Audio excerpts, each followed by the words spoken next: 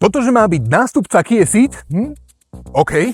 Model K4 je totiž oveľa väčšie auto a naživo atakuje skôr strednú triedu, než segment, v ktorom sa doteraz pohybovala Kia Ceed. Aj po týždni ma prekvapujú proporcie. K4 je široká, dlhá a nízka. To je v dnešnej ére prerastených crossoverov mimoriadne sympatické. A len sa pozrite na ten batožinový priestor. Objemom prerastá model Sportage a ponúka skvelú organizáciu aj fičúrky. Z dĺžky a šírky profitujú aj cestujúci vpredu a vzadu. Tu má K4 naozaj veľmi blízko k strednej triede. S naozaj pekným interiérom a množstvom fyzických tlačidiel. Čo mnohých poteší, je čistý spaľovák pod kapotou. Štvorvalcová 1.6 s výkonom až 180 koní v kombinácii so známym koncernovým 7-stupňovým automatom. Podvozok sa v zákrutách nenakláňa a dobre si drží stopu. Na pomery triedy bežných aut prekvapuje aj príjemným a rýchlym riadením. Navyše vás nezrujňuje ani spotrebou. Kombinovane môžete jazdiť za približne 6 litrov na 100 km, k svižnému tempu a mestskej prevádzke si pripočítajte aspoň liter navyše. Kia K4 Sportswagon je naozaj pohodový cruiser